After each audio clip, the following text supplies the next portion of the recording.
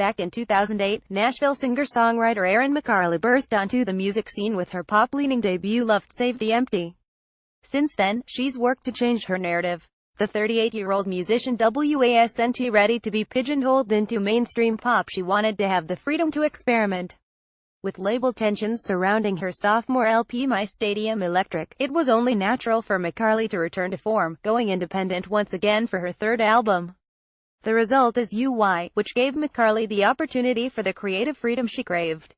Just in time for Halloween, McCarley released a new single and video, Blackout, feat. Body Talk R, which is an electropop banger filled with anger, anxiety and empowerment. It's not too far off from 2017.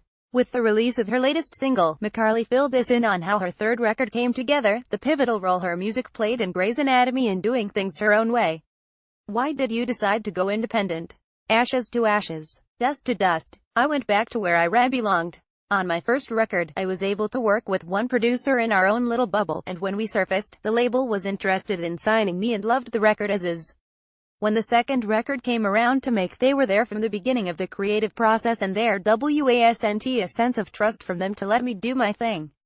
If I'm honest, it was frustrating. So, after time, it made sense to go back to the way I did things in the beginning. For UY, I was able to stay in Nashville, experiment, write, and produce with my friends whom I admire and believe in 100%. This third record was really special for me to make, and with a group of amazing humans. Tell me about the song video. What was the making of both like? I'm not sure how or why, but the song Blackout came to us in the form of song and video so easily. Body Talk R. Jeremy Latito of Leagues, Sam Tinnaz and I got together in Nashville at Body Talk R's studio and wrote and produced this song in a day. We followed his lead on a beat that we all fell in love with and just let the vibe continue. Body Talk R has been a collaborator of mine for over 10 years. He played drums on all of my albums, and I am so honored to have worked with him on this track. I think he's one of the most talented producers in town and is going to be the next big go-to for interesting and respected projects. The video was a godsend. We approached Ezra and Jillian Cohen about helping us with a visual for the song for a Halloween release. I was only going to be in town one particular day before Halloween, and the whole team was able to make that day work. That was one of my favorite days to date. Sophia Lauer helped style us in her friend's living room, her friend Matt let us use his car, and some of my best friends let us use their house while they tried to sleep. Ezra and Jillian's team was one of the most well-oiled teams I've ever worked with. I can let perfectionism get the best of me sometimes, and because of the time constraints and budget constraints, I was able to not overthink and just go with the flow. Having Body Talk R in the video, he's the one dancing beside me and is a literal partner in crime, made it so fun for me. I've always done everything on my own, and it made such a good shift in my energy to have him alongside. And he can fucking dance. Why did you land on the title for your record? A friend turned me onto the Dictionary of Obscure Sorrows. It's a collection of neologisms to describe emotions and happenings that we all encounter but don't have a definitive word assigned for yet. When I discovered the term UY, I knew it was going to be my album title.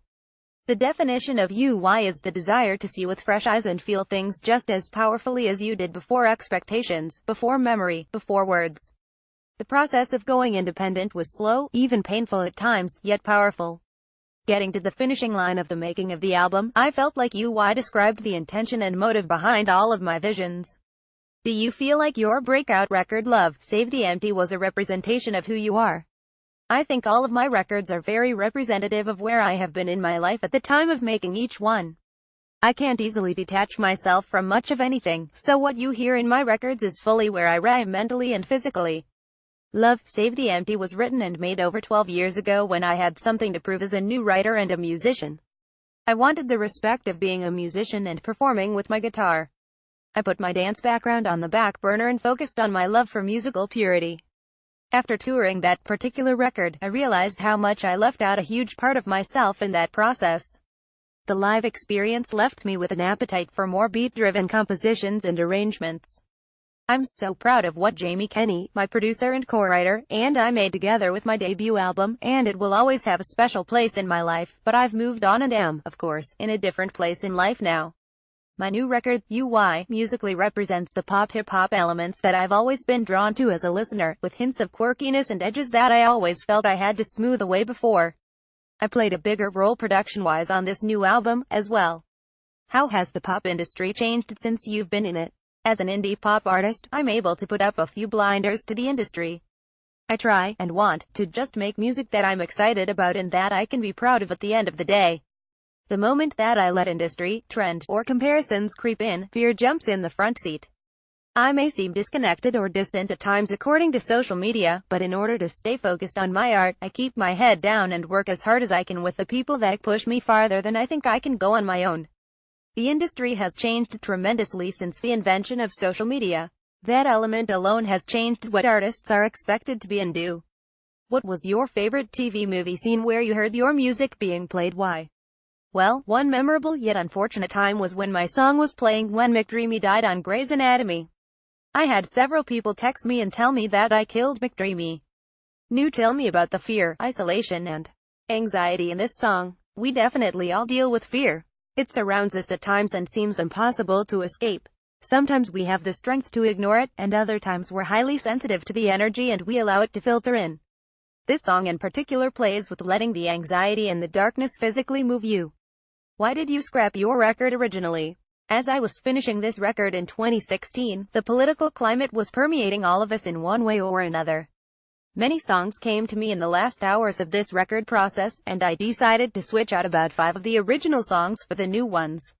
They dive deep into the political aspect that was pricking me from the inside out. The underbelly was given a voice in the US and I was very disheartened by all of it. So there is definitely more aggression and intensity in some of these tunes versus some of my past work, and I felt it necessary to include that in this particular body of work. Why did you decide to venture into electropop? It was a very natural progression for me and would have happened on my second record, if I had been independent at the time. On my last album, My Stadium Electric, I wanted to go deep into electronic land and work with a very particular producer to integrate that sound, but my label was very defined about making that transition. No one was doing it. They said the producer didn't understand US radio.